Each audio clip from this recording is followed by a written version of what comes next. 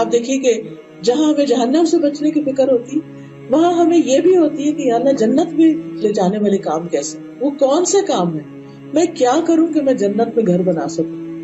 اور آپ دیکھیے کہ جنت میں تو صرف ایک گھوڑا رکھنے کی جگہ دنیا اور دنیا میں جو کچھ ہے سب سے زیادہ قیمتی ہے.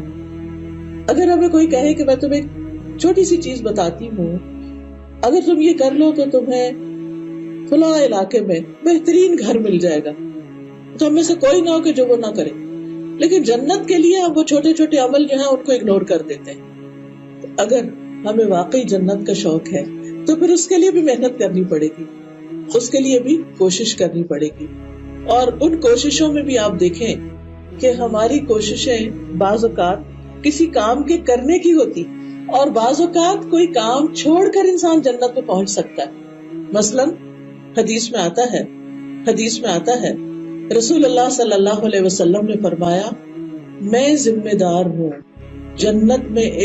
جنت کے کنارے پہ محل کا، ایک پیلس کا، اس شخص کے لیے جو حق پہ رہتے ہوئے جھگڑا چھوڑ دے. بعض اوقات آپ کا ہسبینڈ کے ساتھ یا کسی بہن بھائی کے ساتھ کوئی جھگڑا چل پڑتا ہے اور معمولی سی بات ہوتی ہے اور پھر وہ ناراضگی بن جاتی ہے، پھر ایک دوسرے سے بول چال ختم ہو جاتی ہے، پھر وہ ایک دوسرے سے میل ملاقات، آنا جانا، شادی پہ اب بس قطع رحمی ہو جاتی، اور دونوں اپنی اپنی جگہ کیا سمجھتے ہیں، ہم حق پر، ہمارا قصور نہیں. تو ایسی صورت میں انسان کو کیا کرنا چاہیے کہ انسان چاہے یہ سمجھے کہ میں حق پر ہوں. تو آپ دیکھیے کہ زندگی میں کہیں نہ کہیں کسی نہ کسی سے جھگڑا ہو ہی جاتا ہے. ایسے میں جھگڑا، ناراضگی چھوڑ کے آپ سلام میں پہل کر لو. بڑا مشکل ہے، اتنا آسان نہیں. لیکن جس کو یہ پتا ہو کہ اس کے بدلے جنت مل جائے گی، اس کے لیے نہیں مشکل، وہ اپنے دل پہ پتھر رکھ لے گا اور آگے بڑھ جائے گا. پھر آپ نے فرمایا اور جنت کے درمیان میں سینٹر میں ایک پیلس اس کے لیے جو مذاق میں بھی جھوٹ چھوڑ دے، جھوٹ بولنا چھوڑ دے مذاق میں بھی. کیونکہ اکثر ہم ویسے نہیں جھوٹ بولتے، لیکن کسی کو ہنسانے کے لیے، کسی کو ایسے تنگ کرنے کے لیے ہم کوئی غلط بات کر دیتے ہیں، اور پھر جب وہ ناراض ہونے لگے تو ہم کہتے ہیں نو آئی واز جسٹ کڈنگ، میں تو ایسے مذاق کر رہی تھی تم سے، میں سیریس نہیں تھی، it was just a joke. تو اس جوک میں بھی جھوٹ نہیں بولنا، غلط بیانی نہیں کرنی. اور پھر جنت کے اعلیٰ درجے اس کے لیے ہیں جس کا اخلاق اچھا ہو، لوگوں سے ملے تو خوش ہو کے، آگے بڑھ کے، سلام کر کے. اچھا اخلاق کیا ہے؟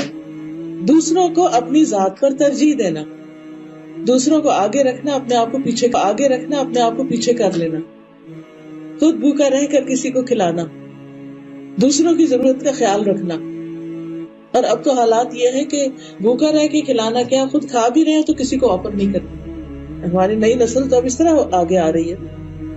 اور پھر بہت سے گھروں میں آپ دیکھیں کہ جو اب ہماری یوتھ یہاں جو پلی بڑی ہے، شادی کے بعد کیا کہتے ہیں ہسبینڈ وائف آپس میں ایک دوسرے کہتے ہیں you take care of your expenses, I take care of my expenses.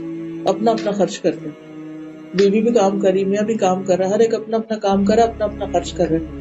حالانکہ اللہ سبحانہ وتعالیٰ نے، ہمارا دین اتنا خوبصورت ہے، اس نے مرد کے ذمہ لگائی یہ بات کہ تم نے کما کے خود پہ بھی کرنا اور بیوی بچوں پر بھی کرنا، اور یہ تمہاری ذمہ داری ہے، اس کو پورا کرنا ہے.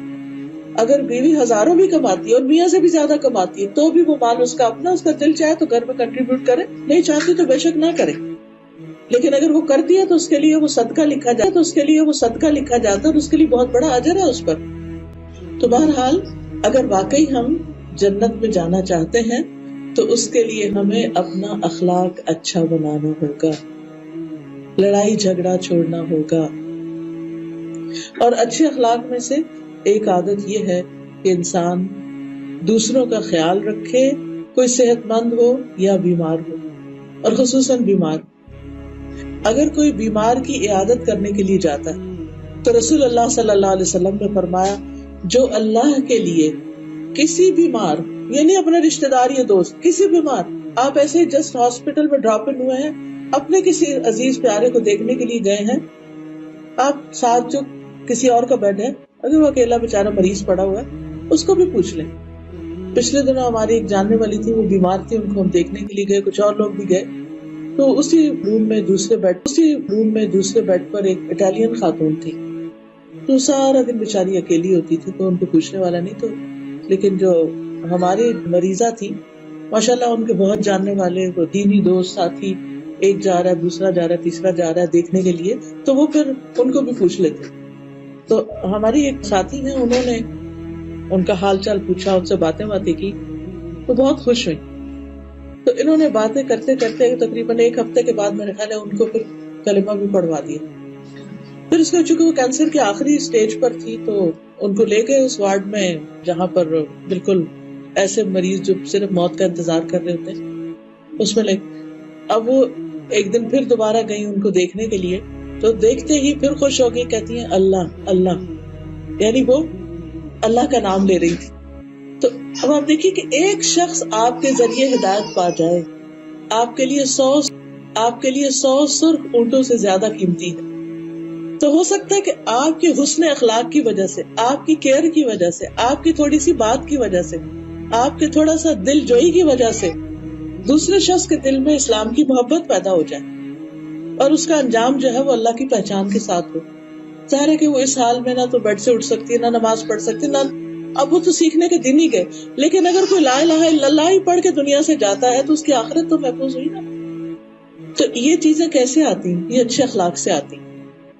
ہم جہاں کہیں بھی کام کر رہے ہیں، جاب کر رہے ہیں، ہمارے جو آس پاس لوگ ہیں ان کے ساتھ ہم صرف اچھا برتاؤ ہی کر لیں تو لوگ صرف زبانی کلامی تبلیغ سے نہیں، ہمارے ایکشن سے مسلمان ہو جائیں گے کہ یہ سب سے مختلف ہیں، یہ سب سے زیادہ کیئرنگ لوگ ہیں. اسی طرح جنت میں لے جانے والے کاموں میں سے نبی صلی اللہ علیہ وسلم نے فرمایا کہ بے شک جنت میں ایسے بالا خانے، اتنی بلند محلات ہیں کہ اس کے باہر والے حصے کو اس کے اندر سے دیکھ سکیں گے، یعنی جیسے گلاس کے بنے ہوئے، اور اس کے اندر والے حصے کو باہر سے بھی دیکھ سکیں گے. اللہ نے انہیں ایسے انسان کے لیے تیار کیا ہے جو لوگوں کو کھانا کھلائے اور سلام عام کرے، اور رات کو نماز پڑھے جب لوگ سو رہے ہیں. لوگوں کو کھانا کھلائے. آپ اپنے گھر والوں کے لیے کھانا بناتے یہی نیت کر لیا کریں اور خوشی خوشی پکایا کریں کہ اللہ سبحانہ و تعالیٰ میری اس محنت اور میری اس کوشش کا، اس تکلیف کا، بعض اوقات آپ دیکھیں بیمار بھی ہوتے ہیں، تھکے ہوئے بھی ہیں، کھڑے بھی نہیں ہو سکتے، پھر بھی جیسے تیسے گھر والوں کے لیے خدمت کر رہے ہوتے ہیں. اور اس وقت بعض اوقات پھر ہمارا موڈ آف ہونے لگتا ہے، اور یا ہم بولنا شروع کر دیتے ہیں کہ یہ سارا میرے اوپر ہی کام، یہ ذمہ داری کیوں ہے. تو ایسے میں اگر انسان یہ سوچ لے بس کہ یہ جنت کے اس بالا خانے کے لیے ہے، تو یہ عمل ہمارے لیے بہت آسان ہو جائے. اور دوسری چیز، سلام کو عام، جس کو ملے سلام کرے، چاہے آپ اسے پہچانتے ہیں نہیں پہچانتے. تو یہ بھی اصل میں کیا ہے؟ اعلیٰ اخلاق کا نمونہ ہے کہ جب آپ کسی کے پاس سے گزرے تو بس ایسے لیے دیے نہیں، خصوصاً مسلمان کے پاس سے جب آپ گزرے تو سلام ضرور کریں. اسی طرح آپ دیکھیے کہ تکلیف کے موقع پر الحمدللہ کہنا. جب ہمیں کوئی نعمت ملتی ہے، مثلا ہم کھانا کھاتے ہیں، پانی پیتے ہیں، تو ہم کہتے ہیں الحمدللہ. لیکن بعض اوقات کوئی چیز ہم سے چلی جاتی، اس وقت ہم پھر اللہ سے راضی ہوں، اللہ کا شکر ادا کریں. تو ایسے شخص کے لیے بھی جنت میں گھر کی بشارت ہے. رسول اللہ صلی اللہ علیہ وسلم نے فرمایا جب کسی شخص کا بچہ فوت ہو جاتا ہے تو اللہ تعالیٰ فرشتوں سے کہتے ہیں کیا تم نے میرے بندے کے بیٹے کی روح قبض کر لی، جس کو فوت کر دیا؟ وہ عرض کرتے ہیں جی ہاں. اللہ تعالیٰ فرماتے ہیں تم نے اس کے جگر کا ٹکڑا لے لیا؟ وہ عرض کرتے ہیں جی ہاں.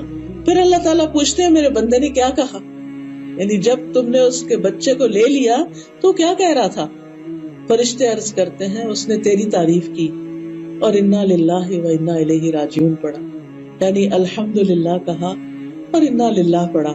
اللہ تعالیٰ فرماتے ہیں میرے اس بندے کے لیے جنت میں ایک گھر بناؤ اور اس کا نام بیت الحمد رکھو. اس نے الحمد کہی، اس کے گھر کا نام بھی بیت الحمد بنا دو. کتنا بڑا ریوارڈ. اب دیکھیے کہ یہ دکھ اور غم تو زندگی میں آتے ہی رہتے ہیں. ان دکھوں کے وقت اللہ سے ناراض نہ ہونا، اللہ کے فیصلوں پہ راضی ہو جانا، اور اس وقت بھی شکر ادا کرنا کہ اللہ تو نے بہت نعمتیں دی، میں پھر بھی راضی، میں تیری شکر گزار بندی. تو یہ شکر کرنا جو ہے یہ اللہ تعالیٰ کو بے حد پسند ہے، اور ایسی صورت میں بندہ جو ہے اللہ کا پسندیدہ ہوتا ہے. اور جنت میں یاد رکھیں وہی لوگ جائیں گے جو اللہ کے پیارے ہیں، اللہ کو پسند ہے، اللہ کے محبوب ہیں. تو ان کاموں کی فکر کرنی چاہیے کہ جن سے اللہ تعالیٰ محبت کرتا ہے. پھر اسی طرح لا حول ولا قوت الا باللہ کا ورد ذکر. ابو ہریرہ کہتے ہیں کہ نبی صلی اللہ علیہ وسلم نے فرمایا کیا میں تمہیں جنت کے خزانوں میں سے کسی خزانے کا نہ بتاؤں؟ میں نے عرض کیا کیوں نہیں؟ فرمایا لا حول ولا قوت الا باللہ کہا کرو. کہتے ہیں کہ میں سمجھتا ہوں کہ آپ نے یہ بھی فرمایا. اس پر اللہ تعالیٰ فرماتا ہے میرے بندے نے سر تسلیم خم کر دیا اور خود کو میرے حوالے کر دیا. یعنی آپ دیکھیے کہ اگر کوئی آپ کو بتائے کہ دنیا میں فلاں جگہ ایک خزانہ ہے اور آپ یہ پڑھو تو وہ آپ کو مل جائے گا، کیا آپ پڑھیں گے؟ اس جتنی دفعہ کہیں گے اتنی دفعہ پڑھ لیں گے تاکہ وہ خزانہ مل جائے ہمیں. تو اسی طرح جو شخص لا حول ولا قوت الا باللہ پڑھتا رہتا ہے اس کے غم اور رنج بھی دور ہوتے اور اسے جنت کا وہ خزانہ بھی ملتا ہے. اسی طرح جو شخص تسبیح پڑھتا ہے، مثلا سبحان اللہ الحمدللہ سبحان اللہ والحمد للہ ولا الہ الا اللہ واللہ اکبر، اور آخر میں اگر لا حول ولا قوت الا باللہ بھی پڑھ لے تو بہت اچھا، اور اگر یہاں واللہ اکبر تک بھی پڑھ لے تو یہ بھی کافی ہے. ان میں سے ہر کلمے کے عوض جنت میں درخت لگایا جاتا ہے. اور جو شخص کہتا ہے سبحان اللہ العظیم وبحمدہ، اس کے لیے جنت میں کھجور کا درخت لگایا جاتا ہے. اب آپ دیکھیں کہ دنیا میں کیا صرف ایک سینٹنس بولنے پر آپ کے باغ میں کوئی ایک درخت لگ سکتا ہے؟ آپ کے گارڈن میں، آپ کے بیک یارڈ میں اگر آپ کہیں کہ میں یہ کلمہ پڑھتی ہوں اور سمر آ رہی ہے، بس 3-4 جملے بولوں کہ میرا گارڈن جو ہرا بھرا ہو جائے، کیا ہوگا؟ دنیا میں نہیں ہوتا. لیکن اللہ تعالیٰ نے ہم سے وعدہ کیا ہے کہ اگر تم یہ ذکر کرو گے تو آخرت کا گارڈن ہرا بھرا ہو جائے گا. تو ہمیں اس وعدے کو سچا سمجھنا چاہیے اور اللہ سبحانہ وتعالیٰ کا ذکر کرتے رہنا چاہیے. رسول اللہ صلی اللہ علیہ وسلم نے فرمایا جس نے سبحان اللہ والحمد للہ ولا الہ الا اللہ واللہ اکبر یہ پڑھا، اللہ تعالیٰ ان میں سے ہر کلمے کے عوض جنت میں اس کے لیے درخت لگائیں گے.